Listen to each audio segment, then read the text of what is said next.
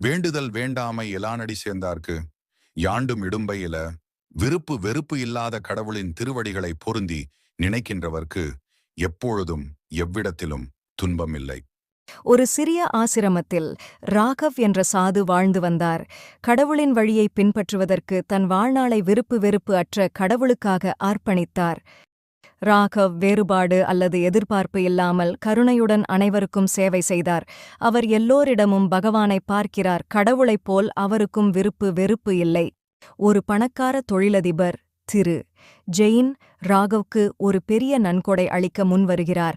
ஆனால் அதற்கு ராகவோ, நான் செல்வத்திற்கு ஆசைப்படவில்லை, எனது வெகுமதி பகவானுக்கு சேவை செய்வதே என்று கூறி அதை வாங்க மறுத்துவிடுகிறார். கிராமவாசிகள் ராகவை கேலி செய்கிறார்கள். நீங்கள் ஒரு முட்டாள், நீங்கள் எதையும் சாதிக்க மாட்டீர்கள் என்று ஏளனம் செய்கிறார்கள். அதற்கு ராகவ், நான் புகழிலோ அல்லது விமர்சனங்களிலோ ஒட்டவில்லை, நான் பகவானின் விருப்பத்தை பின்பற்றுகிறேன் என்று பதிலளித்தார்.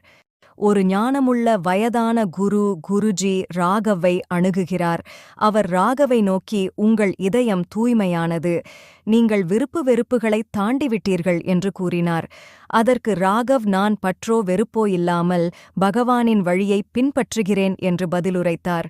விருப்பு வெறுப்புகள் இல்லாத கடவுளின் வழியை பின்பற்றும் போது நிம்மதியும் துன்பத்திலிருந்து விடுதலையும் கிடைக்கும் என்பதை ராகவ் கதை நமக்கு கற்பிக்கிறது.